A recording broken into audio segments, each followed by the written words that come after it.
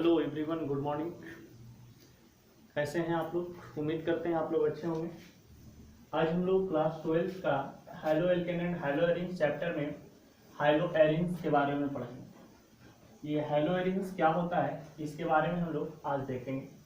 ये बहुत ही इंपॉर्टेंट है नीट और जेई के लिए। सबसे पहले तो यहाँ पे हम कुछ बेसिक इंट्रोडक्शन बताएंगे जो कि आप यहाँ पे समझ सकते हैं। ये हाइलो प्लस एरिन्स दो डिफरेंट वर्ड हैं जिनसे फॉर्मेशन हुआ है हाइलो एरिन्स का। हाइलो करने का मतलब आप लोग भली भांति इससे परिचित होंगे कि ग्रुप 17 को हम लोग हाइड्रोजन बोलते हैं, यानी कि हाइड्रोजन को X से डिनोट किया जाता है और X के स्थान पे F, Cl, Br और I उपस्थित होते हैं, यानी फ्लोरो, क्लोरो, ब्रोमो और आइडो के रूप। अब ये बात आप लोग जानते होंगे एरीन, तो एरीन कहने का मतलब आपके पास A फॉर एरीन और A फॉर एरोमेटिक कंपाउंड। और आप लोग को ये बताया गया होगा कि एरोमेटिक कंपाउंड जहां पे भी बात की जाती है वहां पे बेंजीन स्ट्रक्चर सबसे पहले आप लोग को माइंड में आता होगा। यानी एरीन का मतलब एरोमेटिक कंपाउंड, और एरोमेटिक कंपाउंड जैसे ही कोई बोलता होगा तो बेंजीन स्ट्रक्चर। और बेंजीन स्ट्रक्चर में सबसे पहले बेंजीन का फार्मूला की बात करते हैं तो ये C6H6, और ये बेंजीन आपका इस प्रकार से एडजस्ट किए जाते हैं, इस प्रकार से एडजस्ट किए जाते हैं। यहाँ पे हाइड्रोजन, यहाँ पे हाइड्रोजन, यहाँ पे हाइड्रोजन, यहाँ पे हाइड्रोजन, ये हाइड्रोजन हाइड्रोजन हाइड्रोजन, ये जो सॉर्ट करता है ये बेंजीन का कुछ स्ट्रक्चर होते हैं। यानी कि हाइलो एरिन्स में सबसे इंपॉर्टेंट बात यह है कि हाइलो और एरीन, तो एरीन को यहाँ पे एक नाम और दिया जाता है जिसको हम लोग बोलते हैं एराइल। तो एरीन को हम लोग एराइल के नाम से जानते हैं, और यही आपका हाइलो एराइल यानी एराइल हैलाइड और या हाइलो एरिन्स के नाम से इसे हम जानते हैं। आगे हम डिस्कस करेंगे कि हाइलो एल्केन को कौन कौन से नाम से जाना जाता है। सबसे पहले यहाँ पे बहुत इंपॉर्टेंट चीज जो है ये आपके पास बेंजीन है। तो बेंजीन के बारे में सबसे पहले आपको पता जो करना था वो हम बता दिए कि बेंजीन का स्ट्रक्चर इस प्रकार से बने होते हैं, जो कि हमें बार बार इस स्ट्रक्चर को फॉलो करना पड़ेगा। इसका बेंजीन स्ट्रक्चर होते हैं इस टाइप से। ये भी बताएंगे कि डबल बॉन्ड के बदले में ये शून्य यानी 0 क्यों दिया जाता है। ठीक है, तो इतना सबसे पहले देख लीजिए। अब देखिए, इस हाइलो एरिन्स को पढ़ने के पहले कुछ बेंजीन से रिलेटेड बात को हमें स्टडी कर लेना चाहिए। तो अभी क्या करते हैं, इस टॉपिक का सबसे इंपॉर्टेंट हमारा बेसिक्स है बेंजीन। इस बेंजीन के बारे में सबसे पहले हम देखते हैं। ये बेंजीन एक प्रकार के कहा जाता है कि एरोमेटिक कंपाउंड होते हैं, एरोमेटिक कंपाउंड होते हैं। और ये बेंजीन की बात करते हैं तो इसका फॉर्मूला C6H6 होते हैं। बेंजीन को हम लोग डबल 6 के नाम से भी जानते हैं, क्योंकि यहाँ पे 6 हैं इसीलिए डबल 6 के नाम से जानते हैं। बेंजीन का स्ट्रक्चर की बात करते हैं तो आपके दिमाग में इस टाइप से स्ट्रक्चर छप जाते होंगे जैसे ही बेंजीन का स्ट्रक्चर कोई बोलता होगा तो, क्योंकि ये 10th क्लास में बहुत पढ़ना है और 11th क्लास में भी ये बहुत मिलता है। हाइड्रोजन हाइड्रोजन हाइड्रोजन हाइड्रोजन और हाइड्रोजन और हाइड्रोजन, इस टाइप से। तो इसी को हम लोग राउंड फिगर में इसका स्ट्रक्चर ऐसे भी पढ़ते हैं, इस टाइप से। यहाँ पे कार्बन, यहाँ पे कार्बन, यहाँ पे कार्बन, यहाँ पे कार्बन, जहां जहां पे एंगल बना होता है वहां पे कार्बन देते हैं, और यहाँ पे मान लेते हैं कि H प्रेजेंट होंगे, H प्रेजेंट होंगे, H प्रेजेंट होंगे, यहाँ पे भी H, यहाँ पे भी H और यहाँ पे भी H होगा। अब ये बात आती है कि ये डबल बॉन्ड को आप हटा करके आप यहाँ पे स्फेरिकल स्ट्रक्चर क्यों बनाती है? तो बात ये है, ये पी पाई बॉन्ड अट्रैक्शन करता है, पी पाई बॉन्ड अट्रैक्शन करता है। तो यहाँ पे पी पाई, यहाँ पे भी पी पाई, क्योंकि कार्बन पी ब्लॉक का एलिमेंट होता है, पी पाई और यहाँ पे भी पी पाई। तो पी पाई अट्रैक्शन के कारण, पी पाई अट्रैक्शन के कारण यहाँ पे स्ट्रक्चर गोलाकार हो जाते हैं, और यही स्ट्रक्चर जो गोल बनता है ऐसे, इसी को हम डाल देते हैं यहाँ पे, ये हमारे पास बेंजीन स्ट्रक्चर हो जाते हैं।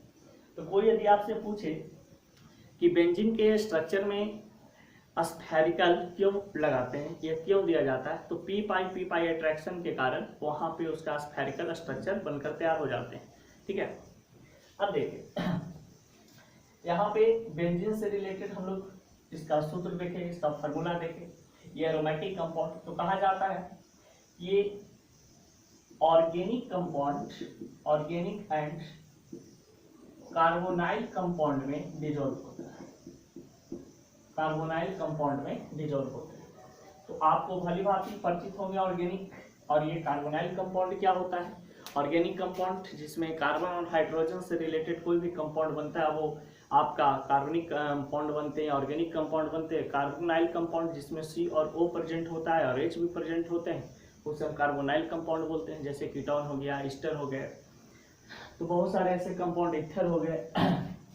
अब देखते हैं, अब यहाँ पे बेंजीन से रिलेटेड एक बात आती है कि बेंजीन जो हमारे पास होता है, ये बेंजीन, इसको एरोमेटिक कंपाउंड क्यों बोलते हैं, तो एरोमेटिक का जो स्ट्रक्चर होते हैं ये आपका क्लोज स्ट्रक्चर होते हैं, और क्लोज स्ट्रक्चर होने के कारण इसको हम एरोमेटिक क्लोज स्ट्रक्चर कंपाउंड भी बोलते हैं या एरोमेटिक कंपाउंड भी बोलते हैं। ये बेंजीन से रिलेटेड कुछ इंपॉर्टेंट पॉइंट है। अब देखिए बेंजीन की यहाँ पे मॉलिक्यूलर मास की बात करते हैं, मोल वेट। तो मोल वेट 12 6 78 और यहाँ पे 6, यानी 864, और यहाँ पे आपके पास 7 और 18, इस रूप में मोल वेट इसका ये होता है। अब यहाँ पे हम लोग हाइलो एरिन्स में सबसे ज़्यादा जो कंसेप्ट आता है वो इंट्रोडक्शन में हम लोग यहाँ पे देखते हैं कि हाइलो एरिन्स में बहुत सारे ऐसे कंसेप्ट होते हैं जो कि यहाँ पे आपको हम दिखाएंगे। तो सबसे पहले इसको नोट कर लीजिए, ये सब बेसिक क्लास है और बेसिक आपको यहाँ पे बहुत हिंट्स। चलिए देखते हैं यहाँ पे इंट्रो ऑफ हाइलो एरिन्स के बारे में। तो यहाँ पे बताया गया है इस पॉइंट में कि halo arenes word is made up of 2 different word. आपको पता है कि हाइलो एरिन्स 2 डिफरेंट वर्ड से मिलकर के बने हैं, हाइलो और एरिन्स, जिसको हाइलो का मतलब यहाँ पे हम लोग हाइड्रोजन के बात कर रहे हैं, यहाँ पे हाइड्रोजन से रिलेटेड बातचीत हो रहा है, और इस हाइड्रोजन को हम लोग हाइलाइट के नाम से भी जानते हैं और एरिन्स को हम लोग एराइल के नाम से जानते हैं, और ये कॉमन नेम में एराइल हाइलाइट के रूप में यूज किया जाता है और IUPAC नेम में हाइलो एरिन्स के रूप में। तो ये जो हाइलो एरिन्स वर्ड है ये IUPAC नेम में यूज किया जाता है और ये आपका कॉमन नेम है। ठीक है, तो हाइलो एरिन्स को हम लोग एक एरोमेटिक कंपाउंड के रूप में मानते हैं, क्योंकि ये ऑर्गेनिक कंपाउंड वैसा है जो बेंजीन स्ट्रक्चर अपने आप में बनाता है, इसलिए इसे हम एरोमेटिक ऑर्गेनिक कंपाउंड की सीरीज में रखते हैं। Halo arenes is known as aryl halide, और हाइलो एरिन्स कंपाउंड को हम लोग एराइल हैलाइड के नाम से भी जानते हैं, और इसका फार्मूला होता है C6H5X। अब देखिए इसको हम लोग इस प्रकार से भी लिख सकते हैं, C6H5 को AR सिंगल बॉन्ड X भी लिखते हैं, या इस प्रकार से भी हम लोग इसको राइट डाउन कर सकते हैं। अब देखिए फार्मूला ऑफ हाइलो एरिन्स, तो हाइलो एरिन्स का फार्मूला इस रूप में होते हैं, और the derivatives of benzene compound with respect to hydrogen element that called halo arenes. यानी हाइलो एरिन्स जो कंपाउंड होते हैं वो कहा जाता है कि बेंजीन का डेरिवेटिव होते हैं हाइड्रोजन एलिमेंट के फॉर्म में।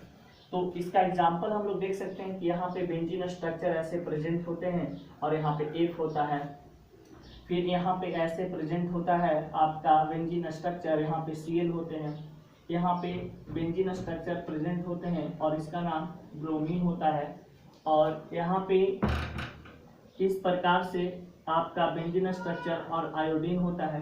तो इसको हम लिख सकते हैं फ्लोरोबेंजीन, इसको हम लोग नाम लिखते हैं फ्लोरोबेंजीन, बेंजीन, इसको लिखते हैं क्लोरोबेंजीन, क्लोरोबेंजीन, और ब्रोमोबेंजीन, इसको नाम हो जाएगा ब्रोमोबेंजीन, और इसका नाम हो जाएगा आयोडोबेंजीन, आयोडोबेंजीन।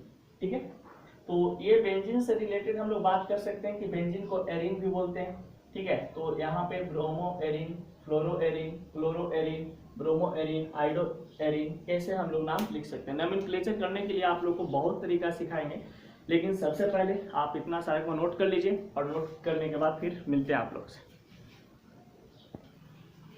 देखिए यहाँ पे बताया गया है कि halo arenes compound are having CH bond polarity nature, यानी कि हमारे पास यहाँ पे बताया जाता है कि आपके पास कोई हेलो एरिन्स कंपाउंड है। अब ये हेलो एरिन्स कंपाउंड आपको पता है कि किस प्रकार से पाए जाते हैं, यानी कि AR से हो गया आपके पास एरिन, जिसको हम बोलते हैं एराइल भी कभी कभी बोलते हैं, क्या कभी बोला ही जाता है एराइल, और X को हम लोग हेलाइल। तो ये आपके पास एराइल, इसको हम नाम जानते हैं एरिन, और इसको हम लोग जानते हैं बेंजीन। ये 3 नाम से जाना जाता है, एराइल, एरिन और बेंजीन, AR को। और X को हम लोग जानते हैं हेलो, हेलोजन और हैलाइट, हैलाइट। ये X के स्थान पे या तो F रह सकता है, या Cl रह सकता है, या Br रह सकता है, या I रह सकता है, क्योंकि ये सभी जो आपके पास दिए गए हैं ये ग्रुप 17 के एलिमेंट है, यानी कि मॉडर्न पीरियोडिक टेबल में ग्रुप 17 का एलिमेंट है, और इसे हम लोग हैलोजन ग्रुप बोलते हैं। ग्रुप 17 को हैलोजन ग्रुप बोलते हैं, और इसे हम लोग X से डिनोट करते हैं। तो कहा जाता है कि हैलो एरिन्स जितने भी कंपाउंड बनाते हैं, यानी कि यहाँ पे हम बात करते हैं इस प्रकार से कि ये हमारा बेंजीन स्ट्रक्चर है, और यहाँ पे X है, तो ये हमारा एरिन, यहाँ पे कार्बन, यहाँ पे कार्बन, यहाँ पे कार्बन, यहाँ पे कार्बन, यहाँ पे कार्बन, यहाँ पे कार्बन, तो ये C और X, यानी कि हम लोग जानते हैं कि हाइड्रोजन एलिमेंट नेगेटिव होता है, यहाँ पे कार्बन प्लस होते हैं, यानी कि ये आपका CX बॉन्ड का फॉर्मेशन करता है। यानी कि हाइलो एल्केन में भी CX बॉन्ड बनते थे, और हाइलो एरिन्स में भी CX बॉन्ड बनते हैं। अब देखिए, जब प्लस और माइनस को शो कर रहा है तो हम कह सकते हैं कि इसमें 2 पोल हैं, एक प्लस और एक माइनस, तो ये हमें डाइपोल को बारे में भी बताएगा, और जब डाइपोल के बारे में बताएगा तो पोलरिटी यहाँ पे नेचर काम करेगा। पोलरिटी नेचर का मतलब यही होते हैं कि डिफरेंट पोल, डिफरेंट पोल का मतलब अनलाइक पोल, अनलाइक पोल, यानी अनलाइक पोल कहने का मतलब होता है एक प्लस और एक माइनस। जिस प्रकार से मैग्नेट में एक नॉर्थ पोल एक साउथ पोल होते हैं, उसी तरीका से यहाँ पे भी प्लस और माइनस को कंसेप्ट दिया जाता है। तो हाइलो एरिन्स जितने भी कंपाउंड बनेंगे वो इसी फॉर्म में बनेंगे। इसको आप ऐसे करके भी देख सकते हैं, ऐसे सीधा कर सकते हैं, ऐसे जो पड़ा हुआ है। अब देखिए, हाइलो एरिन्स का बहुत सारा प्रॉपर्टी आपको हम लिखवाएंगे, लेकिन हाइलो एरिन्स का फिजिकल प्रॉपर्टी में यहाँ पे हम लोग अब नोमेनक्लेचर से रिलेटेड काम करते हैं। तो यहाँ पे एक टॉपिक बनाइए, नोमेनक्लेचर ऑफ हाइलो एरिन्स। तो अब हम लोग देखते हैं नोमेनक्लेचर ऑफ हाइलो एरिन्स में किस प्रकार से काम किया जाता है। तो एक छोटा सा टॉपिक है, nomenclature of halo arenes, high-low arenes. देखिए, सबसे पहले किसी भी कंपाउंड का नेमिंग करने के लिए आपको यह पता होना चाहिए कि कंपाउंड किस फॉर्म में एग्जिस्ट कर रहा है। तो compound of halo arenes, high-low arenes आपको पता है कि यहाँ पे C6H5 और X के रूप में ये एग्जिस्ट करता है। ठीक है, अब इसका कॉमन नेम की बात करते हैं, तो कॉमन नेम आप आराम से लिख सकते हैं। इसको हम लोग एराइल लिख देते हैं, और X को हम लोग हैलाइड लिख देते हैं, हैलाइड, एराइल हैलाइड के रूप में ये हाइलो एरिन्स का कॉमन नेम काम करता है। और IUPAC नेम की बात करते हैं, तो टोटल यहाँ पे सबसे पहले IUPAC नेम में सबसे पहले इसको लिया जाता है X को, तो X का नाम हेलो होता है, और इसका नाम आप एरिन लिख सकते हैं। ठीक है, इसको हम लोग हेलो बेंजीन के रूप में भी जानते हैं, हेलो एरिन या हेलो बेंजीन के नाम से जानते हैं। यदि इसका स्ट्रक्चर की बात होती है तो स्ट्रक्चर बहुत ही आसान होता है। सबसे पहले टोटल नंबर ऑफ कार्बन 6 है, तो 6 कार्बन को आप ऐसे एग्जिस्ट करवा लें और प्रत्येक कार्बन के बीच में आप सिंगल बॉन्ड दे दें और प्रत्येक कार्बन को आप 4 बॉन्ड से जोड़ दें। 4 बॉन्ड से जोड़िएगा तो अल्टरनेट डबल बॉन्ड यहाँ पे बनेंगे। आपको पता है कि बेंजीन में अल्टरनेट डबल बॉन्ड बनता है और इसके बाद यहाँ पे X और बाकी सब जगह पे H H H H H ये स्ट्रक्चर बन गए। इसी प्रकार से बहुत सारे कंपाउंड आपको दिया जाएगा जिसका IUPAC ने बहुत इंपॉर्टेंट होता है, आप लिख सकते हैं आराम से। एक फॉर एग्जाम्पल यहाँ पे हम देते हैं कुछ बनाने के लिए, इसको सबसे पहले आप नोट कर लेंगे या स्क्रीनशॉट ले लें।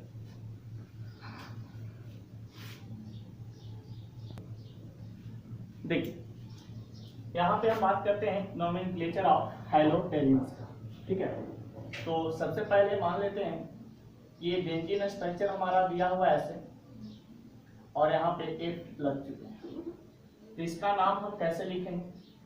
F को फ्लोरो, सबसे पहले X के जगह पे कुछ आपके एलिमेंट का सैंपल दिया हुआ रहेगा उसको नाम लिख लेंगे, तो F को फ्लोरो और इसको हम लोग एरिन बोलते हैं IUPAC नेम में, तो एरिन या इसका नाम हो जाएगा फ्लोरोबेंजीन, फ्लोरोबेंजीन लिखिए।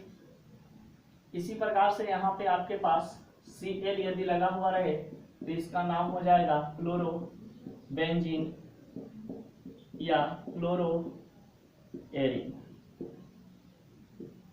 ठीक है। अब मान लेते हैं कि यहाँ पे कोई कंपाउंड आपके पास दिया हुआ है इस फॉर्म में, यहाँ पे Br, तो Br को सबसे पहले नाम लिखेंगे, तो ये ब्रोमो, और क्योंकि हमारा हाइलो एरिन्स कंपाउंड में नोमेनक्लेचर जब किया जाता है तो ये हाइलो एरिन्स के तहत काम करता है या हैलोबेंजीन, तो यहाँ पे लिखेंगे ब्रोमोबेंजीन और यहाँ पे फिर मेरा नाम बन जाएगा ब्रोमो एरिन्स। फिर यहाँ पे हमारे पास मान लेते हैं कि कोई ऐसे कंपाउंड है, यहाँ पे I, इसका नाम बन जाएगा आइडो बेंजीन, बेंजीन या एरिन, ठीक है। तो इसमें बहुत सारे नाम ऐसे हम अभी लिख के ड्रा करेंगे, आप लोग समझ सकते हैं। देखिए नोमेनक्लेचर ऑफ हैलोएरिन्स में सबसे पहले यहाँ पे कुछ इंपॉर्टेंट कंपाउंड दिया गया है। ये फर्स्ट नंबर को देखते हैं, CH3 बेंजीन स्ट्रक्चर में CH3 और Br को यहाँ पे ऐड किया गया है। तो आपको एक चीज बताना भूल गए थे, वहाँ पे बेंजीन को यहाँ से काउंट करते हैं 1 2 3 4, ठीक है, ये 5 और 6 जाते हैं। इसके बाद हम बता देंगे कि बेंजीन में 3 टाइप के ऑर्थो मेटा पारा पार्ट होता है, उसको याद करना बहुत जरूरी है इसका नोमेनक्लेचर करने के लिए। 1 नंबर 2 नंबर 3 नंबर, 1 नंबर पे ब्रोमो सॉरी यहाँ पे ऐसे लिखेंगे, जहाँ पे फंक्शनल ग्रुप होते हैं वो फंक्शनल ग्रुप से हम लोग यहाँ पे 1 2 3 4 5 और 6, ठीक है। तो 1 ब्रोमो, 4 मिथाइल, ये 4 नंबर पे मिथाइल है तो 4 मिथाइल, ये किससे ऐड है? बेंजीन से, तो 4 मिथाइल बेंजीन बन गए। इसको हम लिख सकते हैं ऐसे 4 ब्रोमो टॉलिन, तो इस प्रकार से हम एडजस्टमेंट कर सकते हैं। अब इसका भी नाम हम लोग देख सकते हैं इस प्रकार से ऐसे आपका लिखा हुआ है।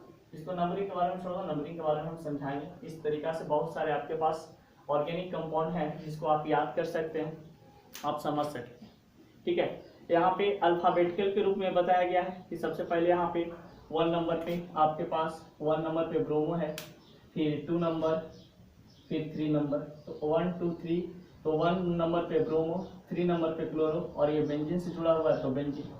तो यहाँ पे अल्फाबेटिकल, जब बेंजीन स्ट्रक्चर में 2 या 2 से अधिक डिफरेंट टाइप का हाइड्रोजन एलिमेंट प्रेजेंट होते हैं तो वहाँ पे भी हम लोग अल्फाबेटिकल काम करते हैं। जैसे कि हाइड्रोएल्केन में काम करते थे वैसा ही यहाँ पे भी काम करना है। जब आपके पास 2 दिए हुए हैं तो 1 और 4 डाई ब्रोमो बेंजीन, ये बेंजीन से लगा हुआ है तो 1 4 डाई ब्रोमो बेंजीन बन जाएगा। अब देखते हैं कुछ इंपॉर्टेंट, इसको नोट कर लो। सबसे पहले ये याद करने वाली चीज है, डायरेक्टली आप इसको याद कर सकते हैं। देखिए कुछ इंपॉर्टेंट पॉइंट है जिसको यहाँ पे हम आपको बताते हैं। सबसे पहले यहाँ पे बताया जाता है कि आपके पास यदि बेंजीन स्ट्रक्चर आपके पास इस प्रकार से प्रेजेंट होते हैं, ठीक है, तो काउंटिंग इसको 1 2 3 4 5 और 6। जो काउंटिंग यहाँ पे नंबर है, ये काउंटिंग नंबर को हम लोग IUPAC में यूज करते हैं, IUPAC में। और इसको हम लोग बोलते हैं, इस जगह को ऑर्थो को O से डिनोट करते हैं। इसको बोला जाता है मेटा, जो कि स्मॉल m से डिनोट करते हैं। और इसको बोला जाता है पारा, जिसको हम स्मॉल p से डिनोट करते हैं। इसके सामने ये प्रेजेंट होते हैं, इसलिए इसको मेटा। इसके सामने ये प्रेजेंट होता है, इसलिए इसको हम बोलते हैं क्या चीज, ऑर्थो। ठीक है, तो ऑर्थो, मेटा। और ये जो आपके पास अल्फाबेट है, तो अल्फाबेट को हम लोग कॉमन में यूज करते हैं। ऑर्थो, मेटा, पारा यदि कहीं पे आप लिखे हुए देखते हैं तो आपको समझ आना है कि आप उसका क्या चीज लिखे हैं, कॉमन नेम लिखे हैं। और 1 2 3 4 5 6 ऐसे कुछ लिखा हुआ रहता है, तो उसको आप IUPAC नेम में समझेंगे। तो इसको बेंजीन स्ट्रक्चर में ये ऑर्थो होता है, इस जगह को ऑर्थो बोलते हैं, इस जगह को मेटा बोलते हैं, इस जगह को पारा बोलते हैं। इसके सामने ये है इसीलिए इसको मेटा बोलते हैं, इसके सामने ये वाला है इसलिए इसको हम क्या बोलते हैं, ऑर्थो बोलते हैं। ठीक है, और यहाँ पे तो आपके पास कुछ दिया हुआ रहेगा हेलोजन ग्रुप, और कहीं भी हेलोजन ग्रुप दिए जा सकते हैं, ऐसा कोई इसमें वो नहीं है, यहीं पे आपके पास दिया जा सकता है। ठीक है, अब देखते हैं preparation of halo arrange.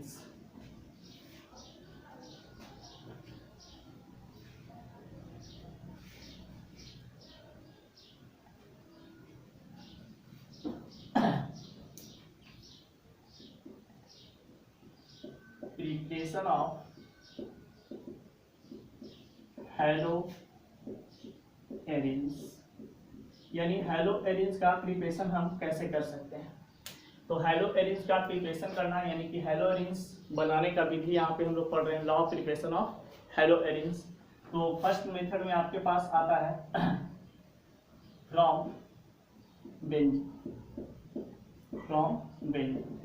Benzene से हम कैसे बना सकते हैं, तो देखिए बेंजीन आपके पास होता है, बेंजीन में से एक हाइड्रोजन को रिप्लेस करना होता है, यानी कि रिमूव करते हैं। ठीक है, और ये जो रिमूव हाइड्रोजन होता है उसके स्थान पे X को हम ऐड करते हैं।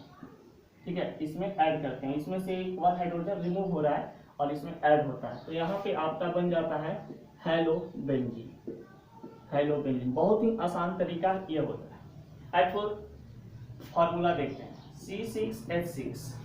C6H6 में एक हाइड्रोजन को माइनस करिएगा तो आपका बन जाएगा C6H5 बनेगा। अब ये हाइड्रोजन को आप कंप्लीट करने के लिए यहाँ पे क्या जोड़िएगा, X कोई भी हाइड्रोजन एलिमेंट हो सकता है, चाहे F हो, चाहे Cl हो, Br हो, I हो, कुछ भी रह सकता है, और यहाँ पे हम लिख दिए X। अकॉर्डिंग टू स्ट्रक्चर देखते हैं, स्ट्रक्चर में ये हमारा बेंजीन है, यहाँ पे आपको पता है कार्बन, यहाँ पे आपका पास ऐसे कार्बन 6 कार्बन को ऐड कर दिए, और बाकी सब कार्बन से हम हाइड्रोजन को यहाँ पे अटैच कर देते हैं। अब इसमें क्या होता है कि एक हाइड्रोजन को रिमूव करना है, तो -H, इसका स्ट्रक्चर कुछ इस प्रकार से बन जाएगा, क्योंकि आप रिमूव किए एक हाइड्रोजन को, तो एक हाइड्रोजन को रिमूव किए हैं तो वहाँ पे हाइड्रोजन नहीं रहेगा, बाकी सभी जगह पे हाइड्रोजन आपके पास रहेंगे, तो इस जगह को हम ऐसे छोड़ देते हैं। अब मान लेते हैं कि यहाँ पे हम X को जोड़ रहे हैं, तो ये X यहाँ पे चला जाता है, तो X यहाँ पे जाता है तो ये X यहाँ पे लग जाएंगे, ये बना देता है हेलो। ये बेंजीन से जुड़ा हुआ है तो ये बेंजीन स्ट्रक्चर से, तो बेंजीन यानी हेलो एरिंग्स या हेलो बेंजीन हम लिख सकते हैं। ये फर्स्ट मेथड है, जो कि इसका लैंग्वेज भी हम लोग पता है, आराम से लिख सकते हैं।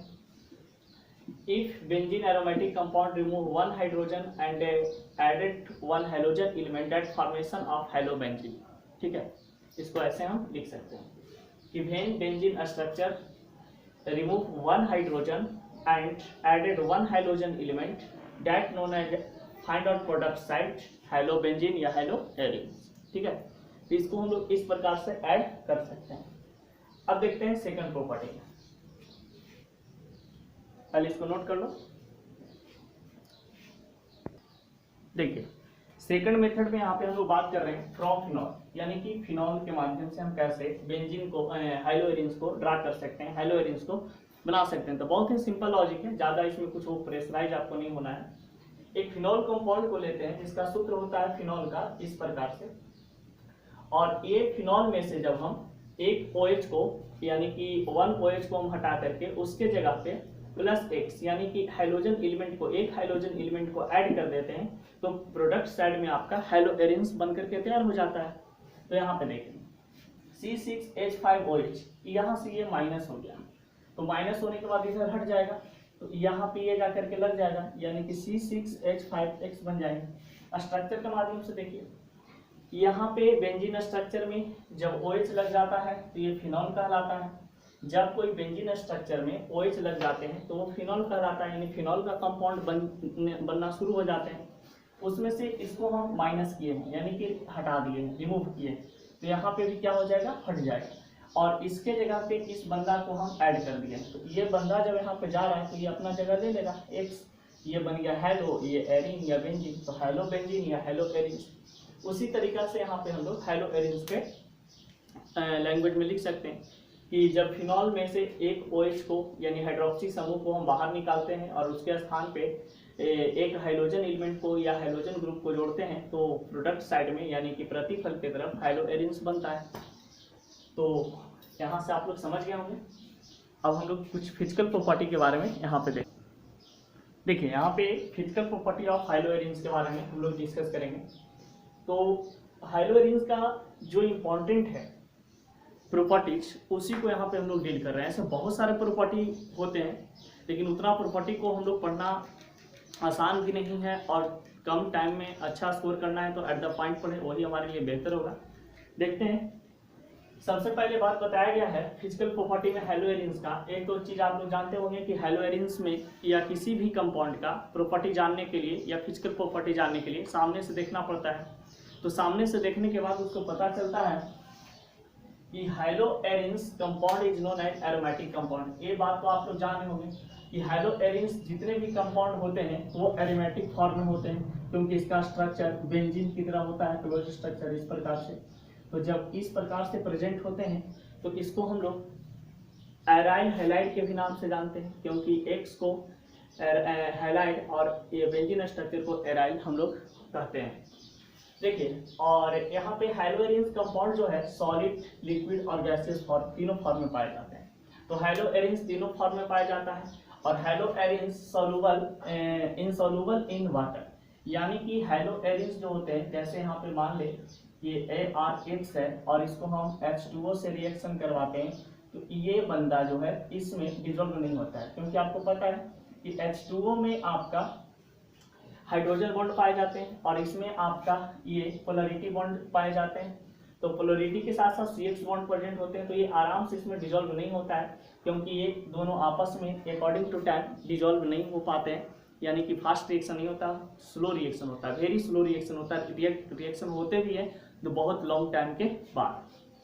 अब देखिए, हेलोएरिन्स आर सोलुबल इन कार्बनिक कंपाउंड। हेलोएरिन्स कंपाउंड भाई जब वाटर में नहीं घुलता है, हेलोएरिन्स कंपाउंड जितने भी होते हैं, फ्लोरोएरिन्स, क्लोरोएरिन्स, ब्रोमोएरिन्स, आइडोएरिन्स, कुछ भी ऐसे कंपाउंड जब वाटर में नहीं घुलता है तो ये किसमें डिजोल्व होंगे, तो डिजोल्व होने के लिए कोई कार्बनिक कंपाउंड आपके पास होना चाहिए। कार्बनिक कंपाउंड में एल्केन होना चाहिए, एल्कीन होनी चाहिए, एल्काइन होना चाहिए, ये सभी प्रेजेंट होने चाहिए।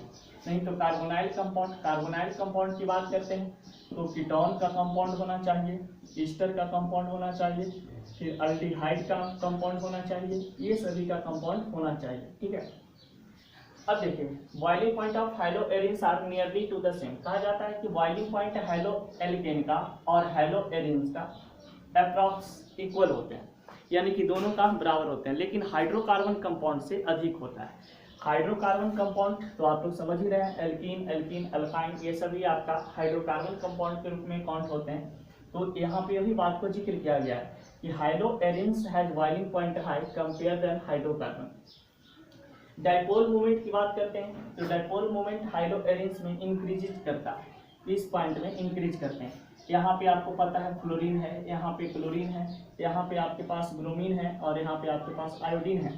तो यहाँ पे कुछ भी हम लेंगे AR यानी कि C6H5, C6H5, C6H5, C6H5, तो इस रूप में इसका जो डाइपोल मोमेंट होते हैं 160D, 169D, 170D और 165D, इस प्रकार से क्या होते जाते हैं, 75 होगा, ऐसे 75 ऐसे इंक्रीज करते जाता है। ठीक है, तो हम क्या कहते हैं कि डायपोल मोमेंट जो होते हैं वो हाइलो एरेंज में इंक्रीज कर रहे होते हैं, यानी फ्लोरीन का कुछ कम, क्लोरीन का कुछ ज़्यादा, ब्रोमीन का कुछ ज़्यादा, आयोडीन का कुछ ज़्यादा, और ये सबसे कम डायपोल मोमेंट इसका होता है, यानी डायपोल मोमेंट इसका लो होता है, और सबसे ज़्यादा डायपोल मोमेंट इसका हाई होता है।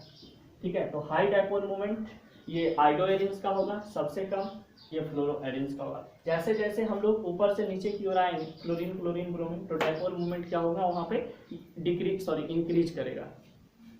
तो ये कुछ फिजिकल प्रॉपर्टी थे, फिजिकल प्रॉपर्टी और बहुत कुछ थे, लेकिन अब हम लोग इसका जो सबसे इंपॉर्टेंट रिएक्शन होते हैं वो केमिकल रिएक्शन होते हैं, और केमिकल रिएक्शन से ही क्वेश्चन आपके बोर्ड में चाहे नीट या IIT में आपको पूछे जाते हैं। फिजिकल प्रॉपर्टी हाइलो एरेंज का उतना ज़्यादा इंपॉर्टेंट कुछ नहीं होता है, हाँ, लेकिन इस चैप्टर में हाइलो एरेंज चैप्टर में बहुत ऐसे टॉपिक हैं जिनका एप्लीकेशन बहुत अच्छा तरीका से मतलब कि लेता है बोर्ड या नीट या IIT, कुछ भी आप एग्जाम देने के लिए जा रहे होंगे।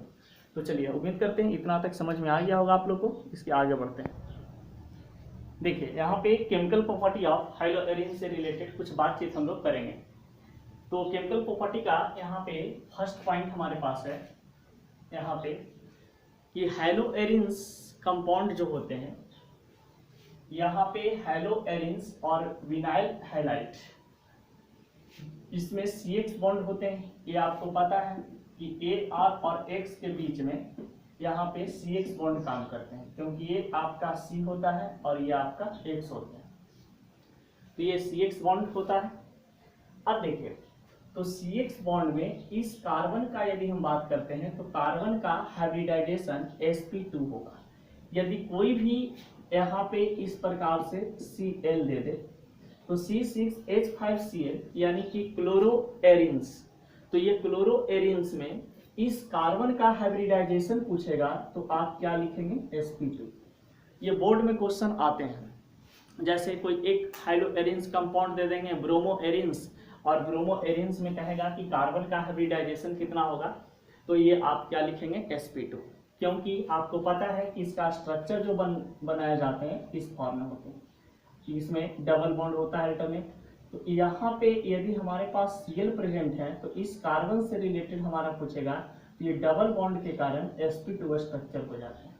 ठीक है, अब देखिए यहाँ पे polarity of the carbon hydrogen bond, यानी कि कार्बन हाइड्रोजन बॉन्ड जो आपके पास CX बॉन्ड के नाम से जानते हैं, ये CX बॉन्ड को ही हम लोग कार्बन हाइड्रोजन बॉन्ड कहते हैं।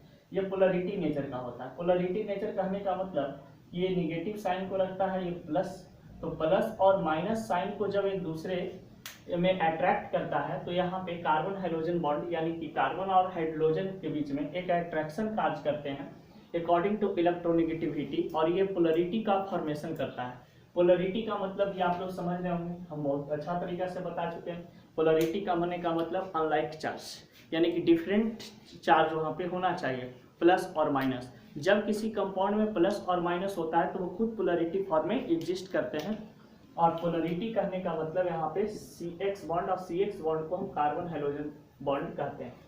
इन स्टेबिलिटी ऑफ फिनाइल केटाइन, तो यहाँ पे ये क्लोरोबेंजीन के रूप में जाना जाता है, ये क्लोरोबेंजीन, और यहाँ पे केटाइन के रूप में जाने जाते हैं। तो इस प्रकार से क्या होते हैं, ये रेजोनेंस विधि द्वारा अपने इलेक्ट्रॉन को ये स्टेबल करता है और इसको अपने आप से हटा देता है, तो ये Cl माइनस रख करके अपने आप को ये स्टेबल करता है।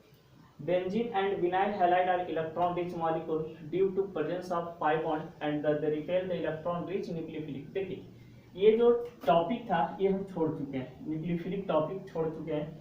तो इस टॉपिक का अलग से 11th और 12th दोनों में इसको पढ़ना होता है, क्योंकि IIT के बच्चों के लिए 11th में भी इसको पढ़ाया जाता है और 12th में भी पढ़ाया जाता है। तो हमने सोचा कि न्यूक्लियोफिलिक के बारे में या न्यूक्लियोफिलिक एसिड के बारे में SN1 रिएक्शन SN2 रिएक्शन को एक अलग से वीडियो बनाकर डालेंगे, जिसको आप लोग देख करके यहाँ पे आप नोट कर सकते हैं। ठीक है, तो इतना सारे पॉइंट थे कुछ। अब लिखते हैं हाइलो एरिन्स के बारे में कुछ डिफरेंट और प्रॉपर्टी।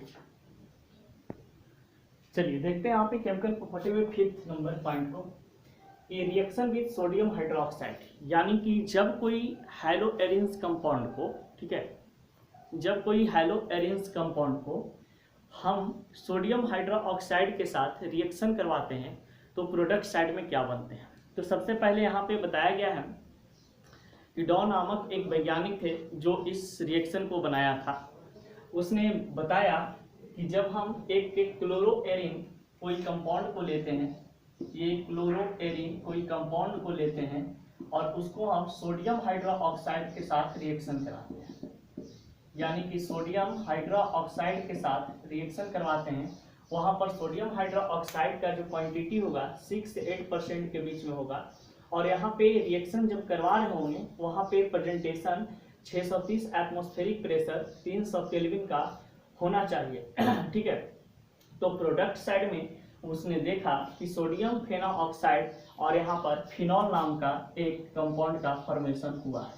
ठीक है, तो यहाँ पे सबसे पहले बताया जाता है, समझिएगा, कि क्लोरोएरिन सोडियम हाइड्रोक्साइड के प्रेजेंटेशन में यहाँ पे इसको बनाया गया। ठीक है, तो यहाँ पे 2 सोडियम और NaOH यहाँ पे दिए हुए हैं, यानी कि सोडियम की संख्या 2 यहाँ पे रखा गया। ठीक है, OH की संख्या 2, ऐसे इसको तोड़ दिए हैं अलग अलग में, क्योंकि यहाँ पे हीट है तो कोई भी रिएक्शन को तोड़ देगा। अब देखिए यहाँ पे एक O और एक Na मिल करके यहाँ पे चलाते हैं। ठीक है, और यहाँ पे इस रिएक्शन को कंप्लीट करने के लिए 2 मोल की कैपेसिटी में क्लोरोबेंजीन को हम रखते हैं, तो ये बना देता है 2ONa, और फिर यहाँ पे क्या होते हैं, एक OH जो हमारे पास है ये इस प्रकार से फॉर्मेशन करते हैं, और एक डाइल्यूट जब सॉल्यूशन कंपाउंड फॉर्मेशन होता है तो इस प्रकार से ये 2 फिनॉल बना देते हैं। ठीक है, तो यानी कि OH 2 फॉर्मेट होता है, एक OH वहां पे चले जाते हैं, एक OH यहाँ पे चले आते हैं। तो इस फॉर्म में एग्जिस्ट करने के लिए इसको हम पर इसके पास हम 2 लिख भी सकते हैं, 2 नहीं भी लिख सकते हैं, आपका रिएक्शन ऐसा ही बनेगा। फिर डाइल्यूटेड HCl में इसको रखा जाता है, तो ये आपका फिनॉल का फॉर्मेशन करते हैं। तो डॉप प्रोसेस के अंतर्गत सोडियम फेनोऑक्साइड और फिनॉल का निर्माण होता है। इसको हम लोग आराम से लिख सकते हैं अपना language, when chloroarenes react with sodium hydroxide presence of 600-120 atmospheric pressure at the temperature of 300 Kelvin, find out product side sodium phenoxide and phenol। ठीक है, चलिए इसको हम लिख ही देते हैं आप लोग, when क्लोरोएरिन्स react with sodium hydroxide presence of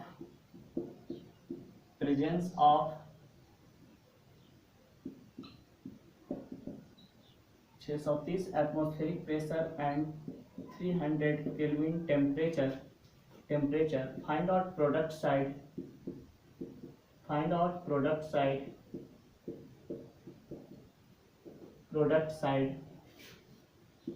sodium phenoxide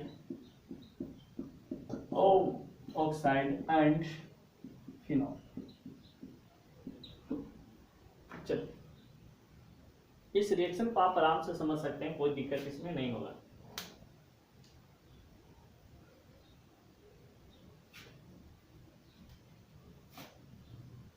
इसमें कुछ बाहर भी होते हैं, यहाँ पे लिखा गया है।